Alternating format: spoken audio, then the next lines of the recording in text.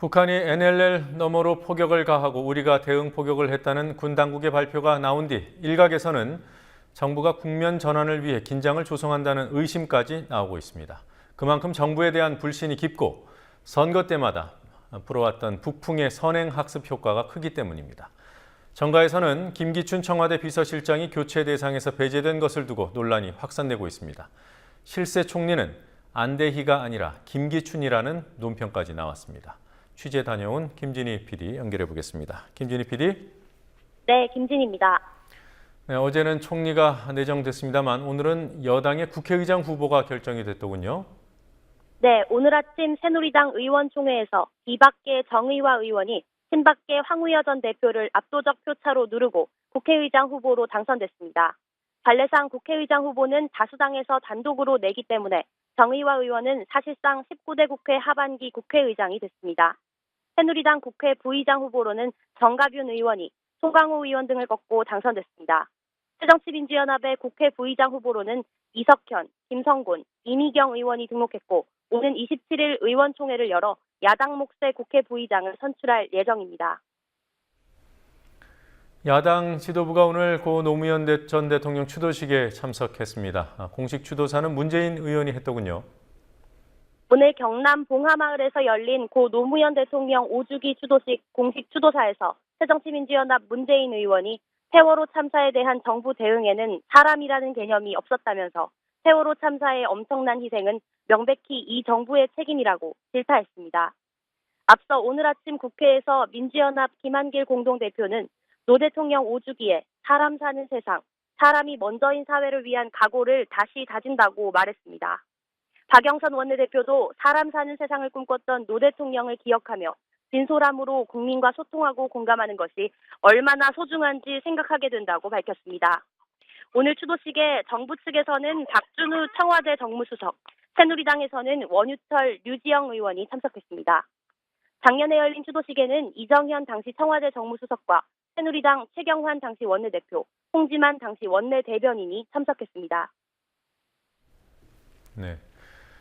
NLL 포격 문제로 오늘 외교안보 장관 회의가 열렸던데요. 대통령이 어떤 말을 했습니까? 박 대통령은 세월호 침몰로 국민 모두가 슬픔을 겪고 있는 상황에서 북한이 도발을 저지른 데 대해 매우 강한 유감을 표명했다고 청와대가 밝혔습니다.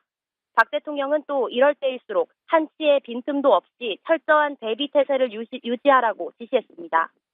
북한이 NLL 남쪽으로 두 발의 포격을 한 상황에서 대통령이 외교안보 장관 회의를 소집한 것은 자연스럽다는 평가입니다. 그러나 한편으로는 북한의 어제 포격이 국면 전환을 원하는 정부에 명분을 준 측면도 있다는 해석이 나오고 있습니다. 북한이 도발하면 가차없이 응징하겠다는 오늘 국방부 대변인의 초강경 성명은 그 같은 해석을 뒷받침하고 있습니다. 북한이 어제 포격을 한 의도 그리고 이유에 대해서는 어떤 분석이 나오고 있습니까? 해군이 지난 20일 NLL 남쪽으로 넘어온 북한 경비적 두 척과 단속정 한 척을 향해 함포 사격을 한 일이 있었습니다. 과거 북한이 중국 어선을 단속하다가 NLL을 넘어올 경우 대체로 경고방송으로 끝냈지만 20일에는 남측이 경고 사격까지 해 그에 대한 반발로 북한군이 이틀 후인 어제 남측 함정에서 150m 떨어진 해상에 포격을 가했다는 분석입니다. 네, 김기춘 청와대 비서실장 문제가 쉽게 가라앉을 것 같지가 않습니다. 오늘 야당에서 어떤 움직임이 있었는지요?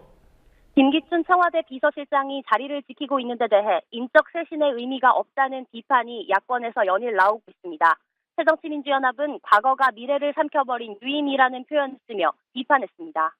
또 안대희 총리 내정자가 자신은 김기춘 비서실장에 비하면 발바닥이라고 한 사실을 언급하면서 총리가 비서실장에게 한껏 몸을 낮추고 대통령도 비서실장에 의지한다면 국정에 무슨 기강이 서겠느냐고 일갈했습니다. 정의당도 박근혜 정부의 진짜 총리는 김기춘 비서실장이라면서 진정으로 인적 쇄신을 하려면 김기춘 실장부터 바꿔야 한다고 강조했습니다. 자, 안대희 내정자에 대해서는 잠재적인 대권 후보다 이런 얘기도 나오고 있더군요. 제2의 이회창 이런 평가도 그런 의미인 거죠?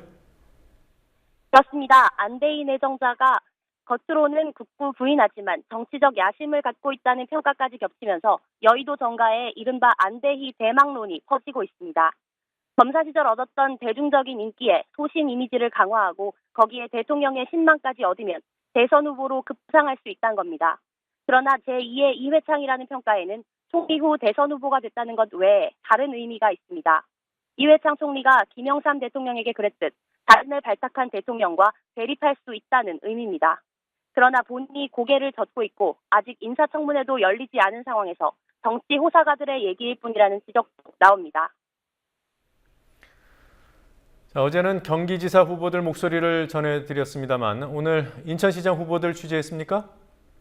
네, 인천시장 선거에 나선 새누리당 유정복 후보와 새정치민주연합 송영길 후보는 각각 시장을 방문해 인천 경제를 살리겠다고 약속했습니다. 유 후보는 부채, 부패, 부실로 물든 인천시정을 송 후보에게 맡겨서는 안 된다며 힘 있는 시장만이 이런 문제를 해결할 수 있다고 지지를 호소했습니다. 송 후보는 작년부터 인천시 부채가 줄어들어 흑자 결산을 했다면서 경험을 기초로 인천을 경제 수도로 만드는 데 매진할 생각이라고 밝혔습니다. 송 후보는 최근 김영곤 청와대 행정관이 유 후보의 선거 사무실을 방문한 사실이 드러나자 즉각 사표가 수리된 데 대해 청와대의 선거 개입 의혹을 제기했습니다. 이에 유 후보는 청와대 행정관 방문에 대해 몰랐다고 선을 긋고 송 후보 측근의 비리 문제야말로 심각하다고 말했습니다. 현직 청와대 행정관인 김영곤 행정관이 전직 노총 간부들을 데리고 유정복 후보 선거 사무실을 방문해서 대책 회의를 하고 있는 것이 사진에 찍혀가지고 제보가 돼서 밝혀지게 되었습니다. 청와대는 즉각적으로 해임 조치를 했지만 이게 김영곤 개인의 어떤 일탈 행위가 아니라 뭔가 이 전직 이 장관이었던 또 친박 의원이었다는 그런 거를 이용해서 청와대가 노골적으로 선거 개입을 한 의혹이 있다고 생각합니다. 이에 대해서 유정복 후보는 진상을 밝혀야 된다고 생각합니다. 캠프에는 하루에도 아시다시피 수백 명, 1000명 이상도 옵니다. 제가 오는 분들이 누군지를 다 어떻게 확인하겠습니까? 그것은 그쪽에서 해명할 일이지 제가 알지 못하는 걸 어떻게 안다고 하겠습니까? 청와대에서 바로 사표를 수리했다는 건 그거는 제가 모르죠. 저는 지금 이렇게 바쁜데 저 보도도 기사를 제가 알 수가 없어요. 예.